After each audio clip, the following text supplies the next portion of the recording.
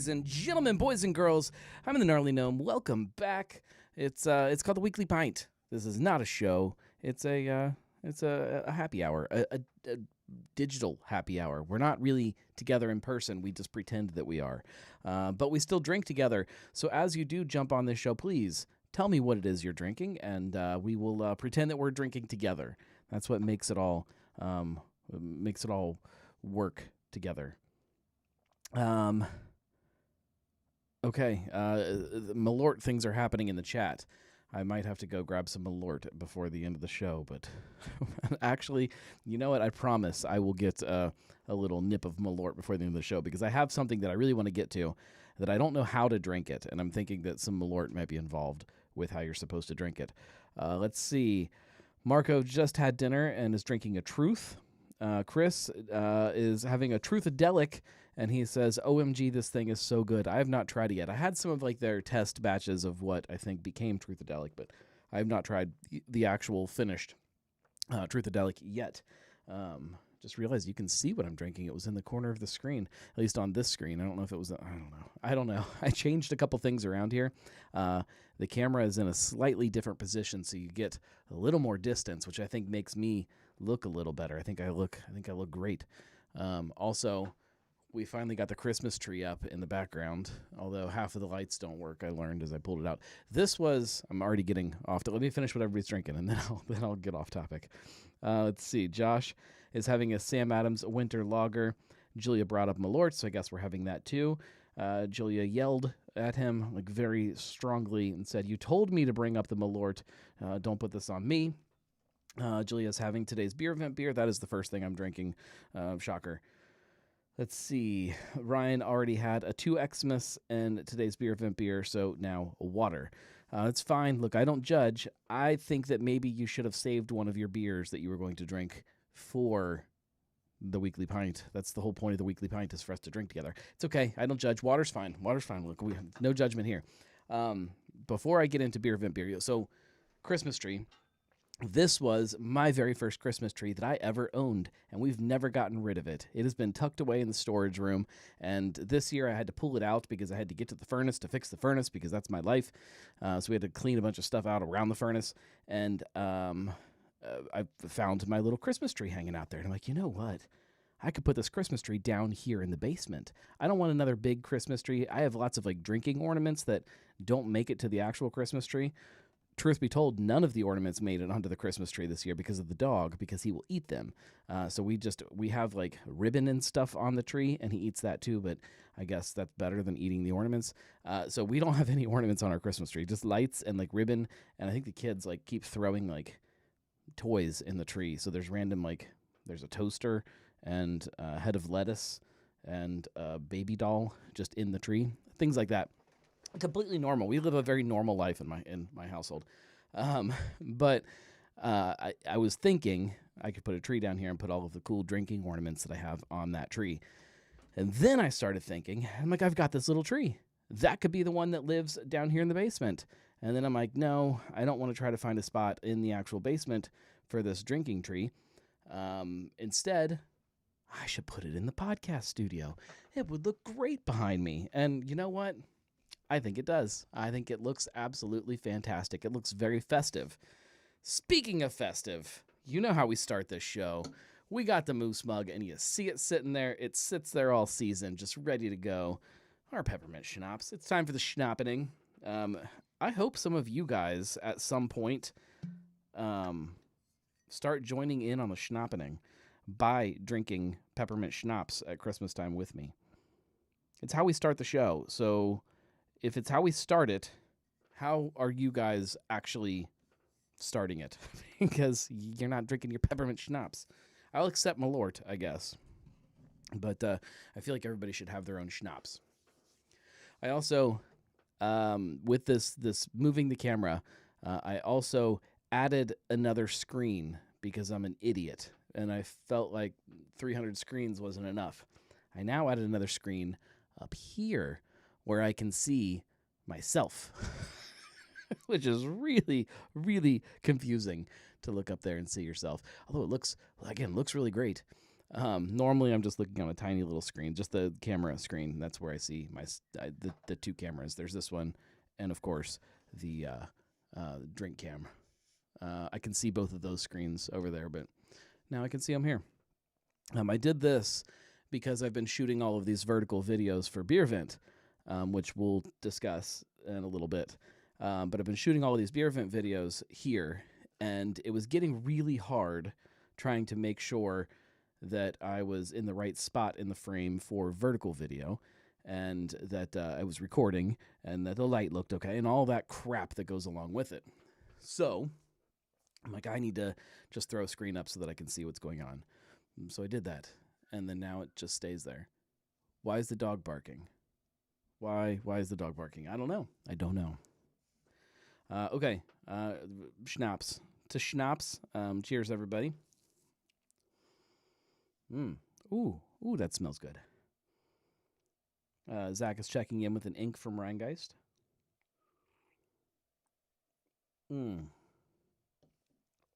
Oh, the most seasonal of wonderfulness. Oh, so freaking good. I do have, this reminded me that I do have some cool labels to go through, label approvals, but I don't think we've got enough built up again for this week, so maybe next week. Zach says, I have a moose mug from Christmas Vacation from Eggnog. Yeah, I've got the mug somewhere. I keep forgetting where I put it, and then I see it, and I'm like, oh, that's where I put it. I think it's,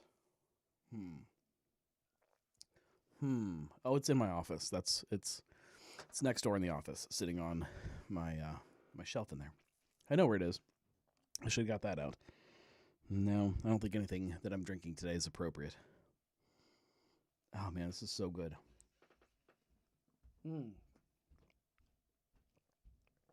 Cheers.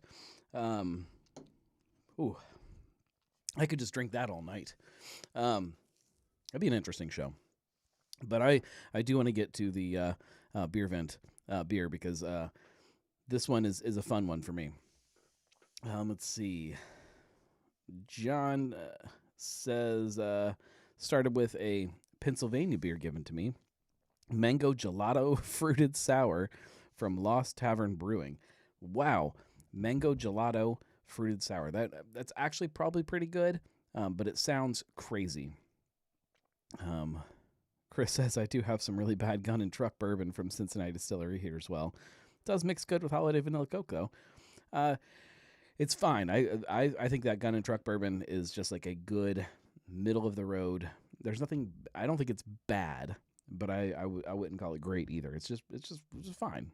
It's good for mixing with stuff. Julia's singing about schnapps. Zach says, did you try any of the new Warped Wing Whiskey Rebellion yet? No, not yet. There's been a lot of other things that have consumed every minute of my life in the meantime. So no, I have not tried it yet. I will. All right, let's empty beer glass. Let's fix that. Today's Beer Vent pick is I pulled it out and I looked at it for a minute and I'm like, what is this? And then it all kind of clicked for me. I know this beer, and I know the brewery. This is I believe, and I believe I can do this right. The pronunciation, I believe, is Habesha. This is Habesha Cold Gold. This is a European lager. There's nothing special about the actual liquid, as far as I know. I haven't tried it yet. But the brewery itself is a little fun, so we're gonna go into that story a little bit as we drink it. This is sort of Ethiopian. The brewery, Habesha, is an Ethiopian brewery, or some Ethiopian brewery. And that's what the word means. Habesha is the name for the Ethiopian people. I believe that they've given themselves. It just means them. So I assume that this beer was originally designed to be a beer for them. This is 5% ABV, and like I said, pretty sure it's just a regular European lager. But we'll drink it anyways, and we'll find out. I like a good crispy boy. Always fun to drink, especially after a little taste of some schnapps. I do not have proper glassware for this, I can tell you that. Zach says, where does HighGrain, or not HighGrain, where does HG Higher Gravity, where does Higher Gravity get all of these unique beers?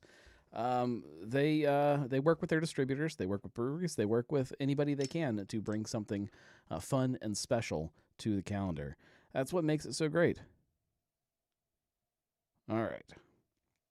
Yeah, so 100%. It looks like a pretty standard, as predicted, European lager beer. It's bright gold with a nice little fluffy head on top. Let's get some light on that. Yeah, it's a pretty beer.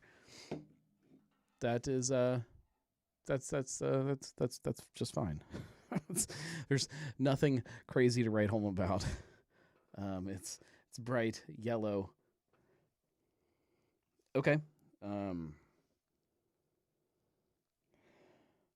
It's grainy. Like there is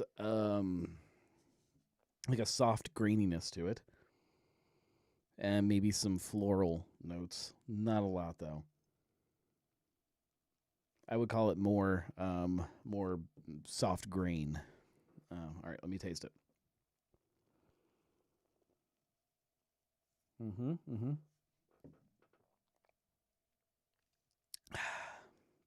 Okay, yeah, that's a good European lager, just a good everyday drinker. I can get behind that. Good, refreshing beer. If I was in the heat of Ethiopia, standing outside sweating, I could drink a whole bunch of that. A whole bunch of that. That's a good beer. That reminds me of a lot of like those really early imports that I tried. I was used to kind of macro lager, and then I tried a couple imports, and I'm like, okay, there's something different about this, something a little more flavorful. It still kind of fits that same flavor profile. It's just a little more flavor, a little more taste, and that's kind of what then sent me down the rabbit hole. So, yeah, that's good. The brewery, like I said, is from Ethiopia. Habesha. They started in like 2009-ish is when the brewery actually opened. It is currently owned by 40%. 40% of the ownership is by Ethiopian people. Lots of Ethiopian people. We're talking thousands of Ethiopian people. I don't know if it was like some kind of crowdfunding in Ethiopia. I don't know. I have no idea how this all worked out. But I know that the majority of the brewery, especially when it opened, was owned by the people of Ethiopia. However, at some point, and I don't know when, there is a family-owned brewing conglomerate that purchased 60% of the brewery. It's called Swinkle Family Breweries. The Swinkle family is where this story gets fun.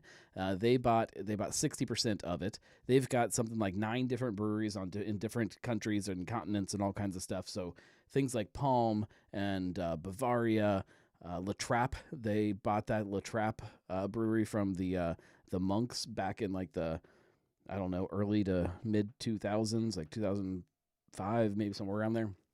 They bought that and make La Trappe. Rodenbach, that's owned by Swinkle family. So they've got like 9 or 10 different breweries, including this one in Ethiopia. This is why when you look at the back of the bottle, this says that it is beer brewed and bottled in Holland by Bavaria, and then it also has Lieshout Holland for Habesha Breweries, yada da da Ethiopia. It's because it's not contract brewed. It is made by one of their other facilities, probably their biggest facility, which is the one that makes Bavaria in Holland there. So I assume that's where most of this is made now, which is kind of sad, but it's not really an Ethiopian beer. It's a Dutch beer. Zach says, what makes my Rheingeist ink so much better are these honey roasted peanuts. I'm surprised you don't have more snack foods to consume while drinking on the weekly pint. Always remember Dick's potato chips. I don't hear a lot about anymore. So I typically don't consume a lot of food on the show because it's distracting for the listener. I'm trying to do that for you. I have plenty of snacks just right over there on the bar. Right now, we've got some good meat sticks, like not Slim Jims, like these good like smoked meat stick things that we got from some kind of, I don't know, FFA sale or something.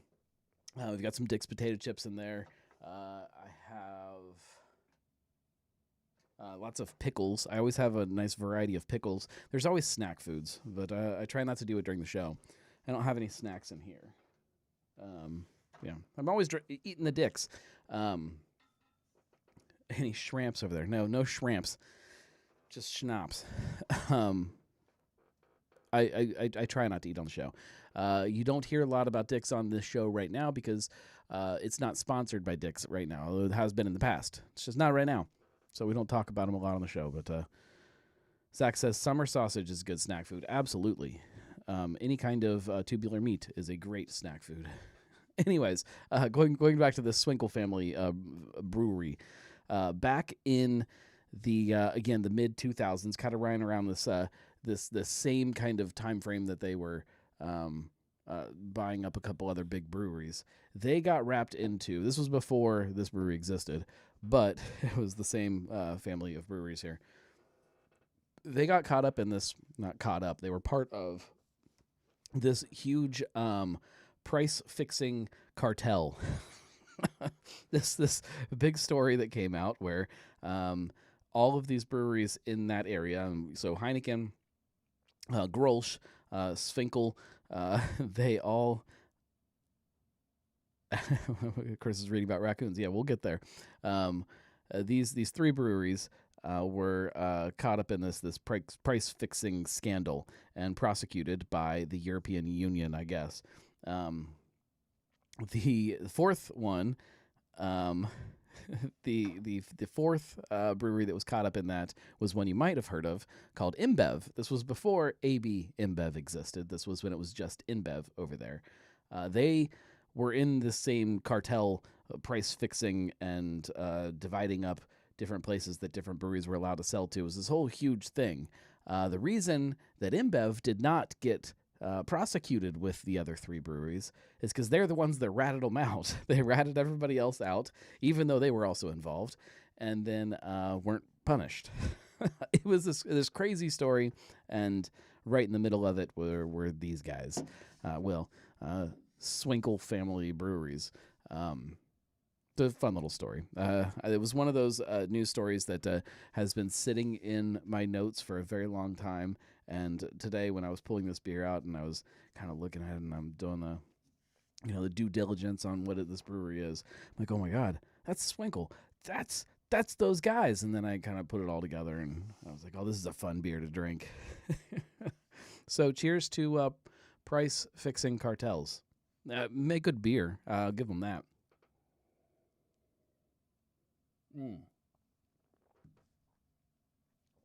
Joe from Craft Parenting Pod on his tasting today pointed out that he thinks it tastes a lot like Heineken.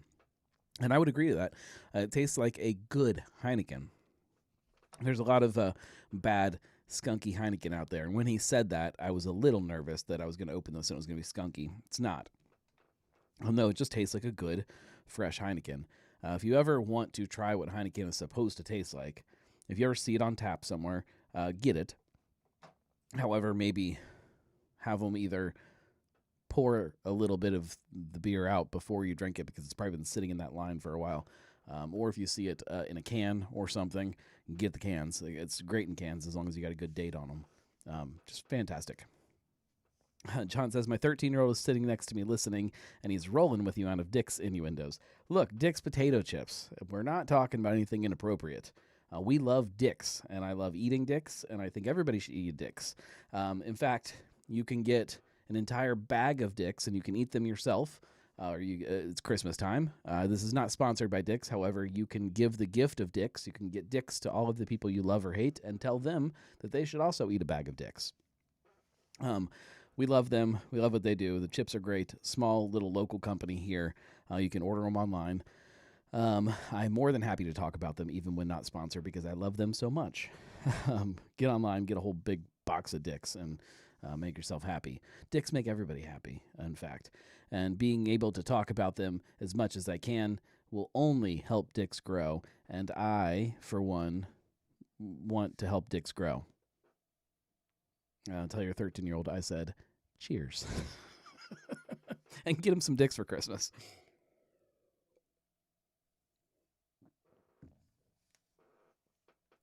That's a good beer. I can't promise that my next beer will be as good as this. Zach says, randomly, I love me Stella Artois during this time of year. It's definitely a Christmas beer. I'll accept that. Okay, moving on to the... I didn't even put I made artwork for this. Look, I had a little beer event calendar, and I didn't even put it on there. Man, that's okay. Our next topic is a good one. If you are a fan of Bruce Guy's Barstool Perspective, if you watch them live on Fridays or catch their shows after they're live, they have talked recently in the last few weeks about this story about this raccoon. I'm in love with this raccoon, okay? I wasn't going to ever cover this story, but it's been updated. There's been more to the story. There's been further reporting on this raccoon. So this story goes back to Black Friday when, I guess the next morning after Black Friday, so that Saturday or whatever, the workers at this little liquor store in Virginia come into work in the morning. They open the door, turn on the lights, and the place is ransacked. There's pictures online. You should Google, liquor store, Raccoon, Virginia. Should probably pull up some pictures for you. The liquor store is trashed. There's bottles everywhere. There's booze all over the floor, and they just assume somebody broke in and kind of ransacked the place. They start cleaning up, and they get to the bathroom, and they open the door, and there, passed out, like sprawled out in the floor, all legs just stuck out. I believe the term that Julia used is splooted all over the place. He is just sprawled out on the floor, legs sticking out in every direction, passed out. This wonderful, happy little raccoon. They call animal control. Animal control takes the raccoon and releases him into the wild.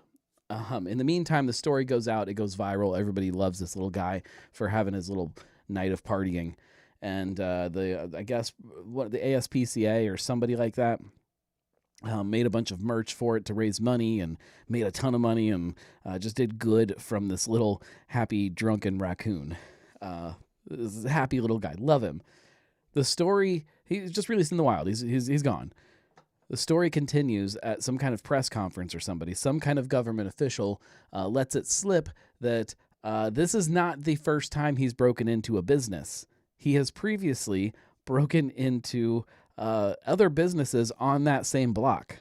So before he broke into the liquor store, he has broken into the Department of Motor Vehicles had an office there. He broke in there and took a bunch of snacks out of the office. Just broke in, then found the snacks and took them and ate them. This little guy's great. He also broke into a freaking karate studio. I can only assume to study. So this little drunken raccoon knows how to get snacks, knows karate, and knows where to get booze. The animal control people said that they released them. They released him. I'm calling him Bruce. They released Bruce out into the wild as close as they possibly could to the location of this block where he keeps breaking into these businesses, because it could do too much harm to him if he was released into some strange place in the wild and he might die. He needs to be around the place that he lives. He's going to keep doing this. He is going to go on a rampage and break into every business he can until he's taken over the world. And I'm all about it. I love him. Bruce knows karate, and I want to be his friend. It is the most amazing thing in the world. This is like a Christmas miracle. Not only is this raccoon, does he now know karate and knows where to get the booze and the snacks, evidently part of the story. This all came after a story that raccoons are actually getting cuter They are genetically like evolving to become cuter, to be more attractive to people so that we don't chase them off. And I think that's great. Their little snouts are getting shorter, their teeth are getting smaller, their ears are getting floppier, floppy-eared raccoons, and their tails are getting curly because people find that cute. And the animals are adapting to I guess so that we'll toss them more snacks. How can you do anything but absolutely love this story? It's the best thing in the world. I'm in love with it. I can't get enough of Bruce, and yes, all day long. I just realized that if I'm going to drink this next thing, I'm going to need a spoon, and I didn't bring one. I have to go out to the bar. Tommy says they're cute until they unalive your cat and wipe out your chickens. Look, if you're letting your cat outside and you've got unprotected chickens, Bruce needs to eat. Let Bruce do Bruce's thing. If he's out there karate chopping your chickens, let Bruce have his nuggets. Just let him have his nuggies. I love it. He's going to break into more places. I need to know every business that is on this same block as the karate studio and the liquor store and the DMV. I need to know every other business because I need to know what other skills this little guy is going to acquire before he gets too old to be a criminal. I think that maybe he needs to be adopted by somebody. He needs to have his own reality show or something. He just needs something. He needs to be placed on the pedestal that he deserves. Julia says, I need to see the security footage. Yeah, I mean, it definitely exists of the liquor store. I saw like just a still frame from the security cameras of him walking through the liquor store. The picture of the aisle of the liquor store is funny because it's just all down the middle of the aisle, just bottle after bottle after bottle, smashed open. And then at the very end, he's in this bathroom, just passed out. It's wonderful. These are the stories that give me faith in humanity. Marco says, so Thanksgiving night, leave booze and chicken nuggets out for Bruce. Yes. So Christmas, you leave beer and cookies for Santa. Thanksgiving, Black Friday night, it's a new tradition in my household. We leave schnapps and nuggets out for Bruce. I like that. I think that we will do that. It's Bruce the Thanksgiving raccoon. Julia says, how is this fair? I just looked at Josh, nothing else, and he goes, F no. I'm assuming he thought I was going to say something about adopting Bruce, which I was, to be fair. Yeah, I don't know. I think we might have to, this might be some kind of caper that needs to happen where we go, and I'm not going to call it kidnapping because it's an adoption process, but we need to go swiftly in the night and get Bruce and bring him here to live in Cincinnati. I think that he can live, we could just let him out in North Side or something. He could just roam around there and eat hipsters garbage and leftover fruit from Urban Artifact. It's fine. I think that needs to happen. And then every once in a while we can just go and sit on a park bench and have beers with Bruce. This is my Christmas wish. Also, as I finish this beer, I need to know. Zach says, "Am I taking calls tonight? The drunk line isn't on. Let me check. We were having some phone problems in previous episodes. Yeah, go ahead and if you want to call in, give it a whirl, and we'll see if it works. And if it doesn't work, I'm just going to hang up on you. But I do need to get another drink here in a second. I'm going to need a spoon for the other drink. On a recent episode of the Craft Parenting podcast, which featured both Joe and Caroline, they pointed out that I don't drink a lot on this show, and that's why Julia instituted a sniff count for me. And she made and Joe said, well, doesn't he drink multiple things sometimes? And yes, I do. All right, let's see if this works. The drunk line. Let's see. Hey, in theory, you're on the Weekly Pint. Who is this? Yep, see, not working. Sorry, man, not working. Phone line is not happy. So sorry, no calls today. I can kind of hear you, but nobody else can. So sorry. We'll get it fixed. See you later. Yeah, drunk line is not working. In fact, we will pull that back up so you don't have the drunk line on the screen. We'll get it fixed. It's a technical issue, and I don't actually know what it is. I think. See, I'm trying to fix it in my brain while I'm sitting here, and this is not the time to do that. I'm not going to do it right now. So Joe and Caroline said that there was a sniff count instituted for my show because, yes, sometimes the gnome drinks multiple things, but all he does is drink a couple tastes of it, and then he moves on to the next one and doesn't finish it. BS. That is BS. That is not what I do. Here, look, I'm going to finish this beer. I always finish my drinks, or almost always finish my drinks before I move on to the next one, even if they're terrible, even if sometimes they're really terrible. The thing is, sometimes I don't have as many sips as I do sniffs. I sniff a lot when I drink, and then I take these big gulps because I don't get a chance to sip as much as I would like to. I can't take little sips. I have to take big sips. That's why.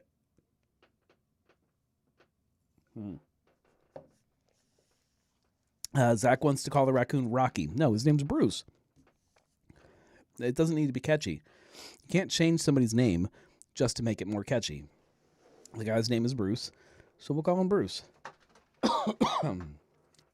Okay. For the next drink, I need to get a couple things. Hang on. Unless I can finagle it with a knife or something. We'll figure this out. We'll make it up as we go along. This is going to end great. This involves a couple things.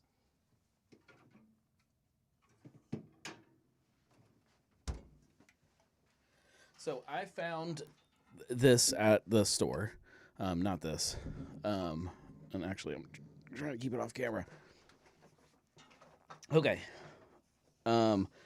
This is just a beer that I thought would work with the mixer that I'm going to use. This is called Jungle Jim's Fruit Stand. This is a collaboration between HighGrain and Jungle Jim's. It's a fruited wheat beer. It's a good beer. I've had it before, but I thought it would work. We're gonna find out. So this is fruited with. I'm gonna leave a little room in here. I don't know how much room I need to leave. This is brewed with 800-pound blend of pineapple, strawberry, passion fruit, mango, and blueberry. This is to celebrate the 50th anniversary of Jungle Jim's. One of my favorite stores on the planet. Okay. This might not be as like bright and clear as I wanted it to be for the experiment here.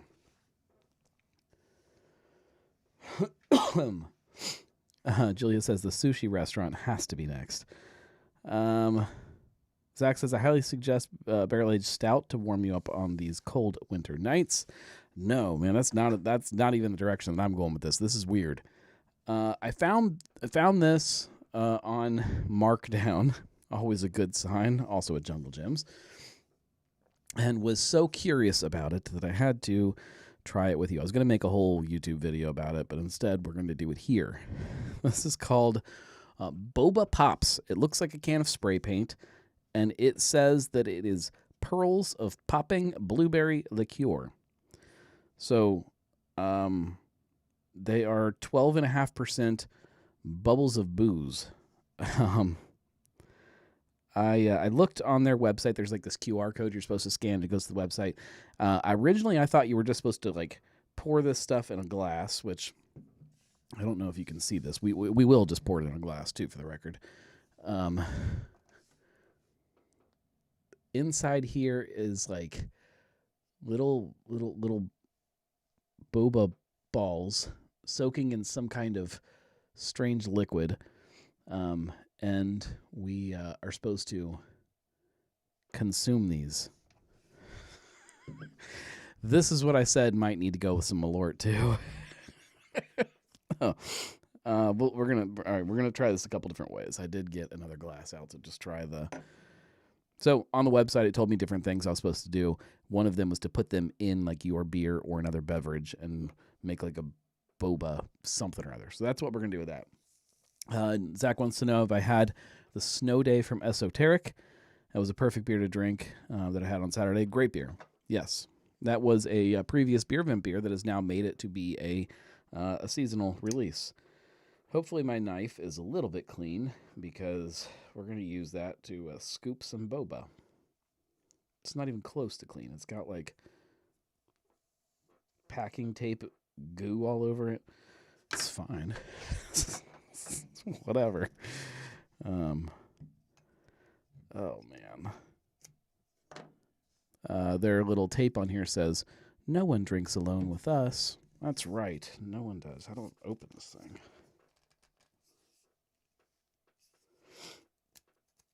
Is this twisty? I can't even get the damn thing open. All right.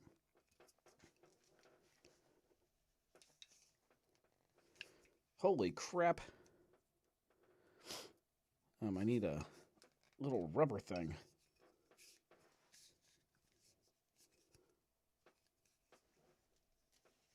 This is going to be anticlimactic if I can't open the damn thing. All right. Let me go open this, and while I'm getting a little rubber guy, I'll also grab a spoon and some Malort. You guys talk amongst yourselves while I figure this thing out.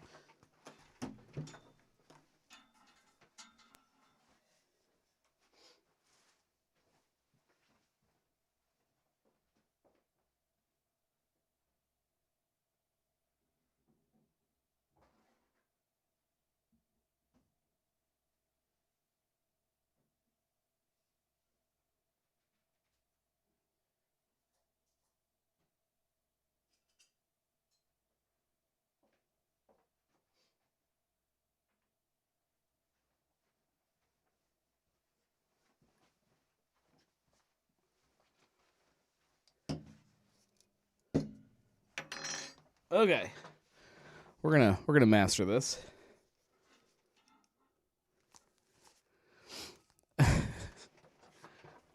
All right. Waiting to hear power tools. No, we got it. It was just. Oh yeah, okay. This was the whole cap, so it was sealed with blueberry sugar guts. Oh man, I don't know about this, guys. Oh, gross. They're like little fish eggs. Oh man. I don't know how many of these I actually want to put in there versus how many do we put in here. Oh, they all just dropped to the... Oh, damn it. I was hoping they would be light enough that they would kind of float around. No, they just sink down to the bottom. I think that means that you don't even get them in your beer until you get down to the bottom. Oh, God.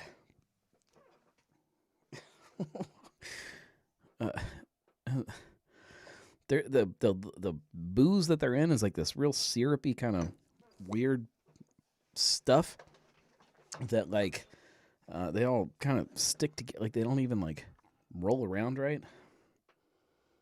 They don't smell bad. That's a good sign. Okay. Zach says it's like beer bubble tea. Yeah, that's exactly what it is. All right. Cheers. Let's give them a taste by themselves.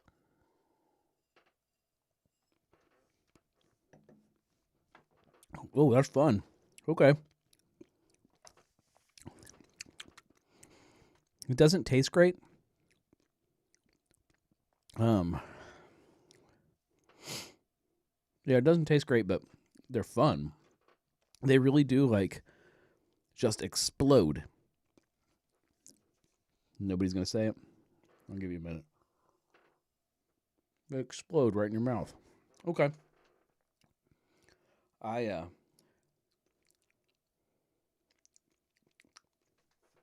It's not a sip. There's no liquid. That's a snack.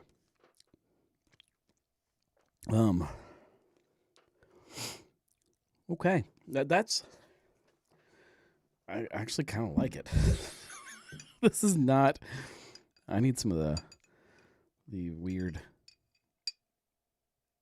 soaking liquid here. Okay. Something's got to be terrible about this. Okay. This is a sip because it's liquid. It just kind of smells like something that would be inside of a buzzball. Yeah, it's like just boozy, sugary Kool-Aid, which I guess is not shocking. Okay, let's see what they do to my my wheat beer here.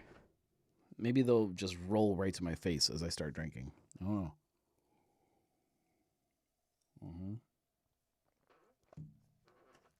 No bubbles yet. That's good though. Man, it's good beer. When I get the balls in my mouth, it's going to be great. All right, let's do this. Because why not? All right, we got some Malort. We'll do the whole thing. This, for the record, was part of my Christmas gift from Josh and Julia. Thank you, guys. Thank you. I really appreciate it. Now I'm going to put balls in it. Okay. All right. We're going to load it up with the balls. Why not? Malort deserves the best in all of the boozy fish eggs on the market. All right. I think I am probably the first person in the universe that has tried this. Okay. I see. And I don't... It's way too much liquid for me to down in one gulp. It's going to taste so bad. Bottoms up.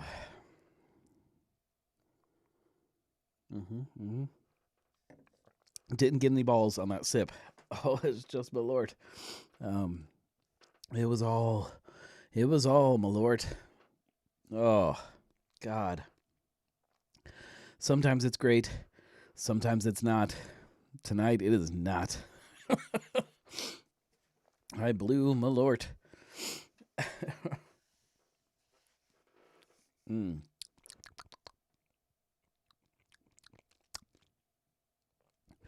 That's fine. That is just fine. Okay. Julia says, just think of it this way. Yours has no Carolina Reapers in it. That's true. Julia finished her punch card at Bensky's and decided to try the Carolina Reaper Malort, which then had her crying in pain for the next 20 minutes. No thanks. No thanks. Okay. We're going to get this, we're going to get some balls here.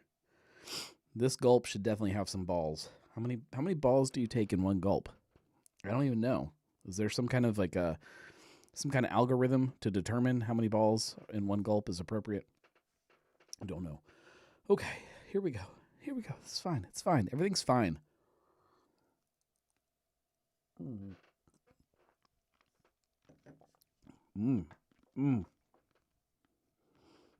Oh, that's so bad. Oh. No, it's like, it's Malort, and then as you're drinking the Malort, you get all these balls, and you're trying to pop as many as you can to save yourself, and they don't pop fast enough to save you. Oh, no. Oh, God. That's terrible. Everything about it is terrible. The balls are not nearly as fun in there as they are just by themselves. You know what? It's probably really fun in just like a Sprite. I could have gone like some kind of nice, calm, easy direction and just Had like a glass of Sprite with these boozy balls in them. Oh God. That's not fun. And I know this is still going to taste like Malort.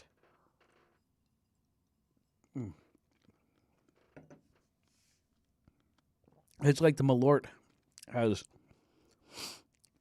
infused itself into the skin of the balls. Oh.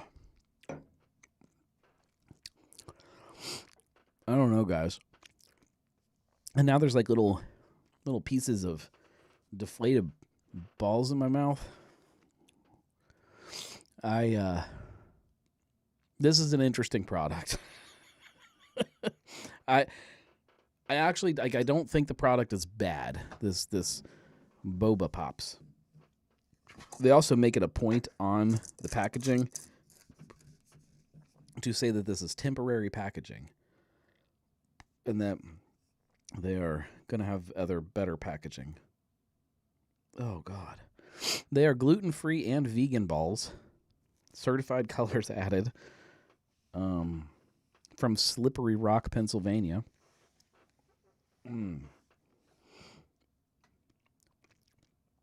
Oh. These pearls of popping spirits burst with flavor when bitten and add unique excitement to beverages and social gatherings. Yeah, you want to add some excitement to your social gathering? Boozy balls. That'll do it. Oh, dear God. Are we doomed as a species? Is that where we're at? Oh, my God. Okay, we'll wrap things up here. Maybe I'll do an after show. For anybody that doesn't know, if you are a Nomi, so if you subscribe on Patreon, that's thegnarlygnome.com/support. If you're a Nomi, you get access to the after shows if I decide to do them. And I think I'm going to do one tonight because I can't end on ball booze. I need to drink something else. It's all right. Julia says the new packaging looks good per their website. Yeah, the stuff I saw on there looked pretty good. Man, that's pretty weird. That is pretty weird stuff. Zach says stay live. Yeah, the after show is live. All you have to do is go to Patreon, and there will be a link in just a couple minutes, and you click on it, and then I'm live again. Like, I'm still live. It doesn't stop being live. So I'm going to do that. But we're about an hour here, so thank you guys for hanging out. This was something. What did we learn tonight? Let's do that. What did we learn? We learned that some breweries are successful because they join cartels. We learned that some raccoons are successful because they learn karate. And we learned that some drinks are successful because they're filled with balls. I think that's everything we learned tonight. If I missed something, let me know. I appreciate all of you for hanging out. I appreciate all of you for making this show and all of the things I do what they are. They don't exist without you. The new magazine that is launching next year will not exist without you. Stay tuned. I still haven't announced officially the title of the magazine. That was supposed to happen this week, and I just didn't get it done. But it is done. Logo is finalized. I will have social media accounts and all of that shared out, hopefully this week, unless it ends up being as busy as I feel like it's going to. We'll get it out there, and then you guys can follow along there. In the meantime, obviously, I will share everything out on my social channels and via Patreon. The patrons, the Nomies, they get everything first, get exclusives to everything. So if you're not already, join now, even at the free tier. And tonight, even at the free tier, you'll get the after show. So let's head over there, have a drink. Give me just like a couple minutes to figure out how to change all of that. It's actually not pretty. It's pretty easy. It'll be fine. It won't take long. I'll see you there. Get yourself another drink, crack something open, and prepare for whatever is about to come. We'll see you guys next week. Thanks for hanging out. I appreciate all of you more than you know. Cheers, everybody.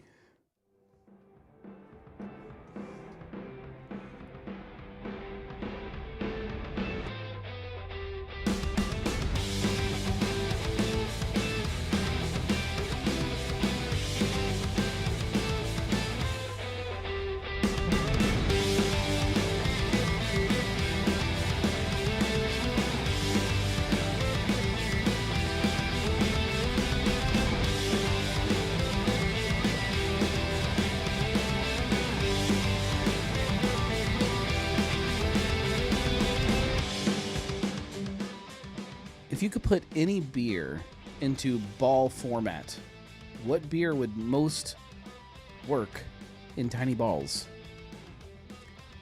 I gotta think about that. I don't know.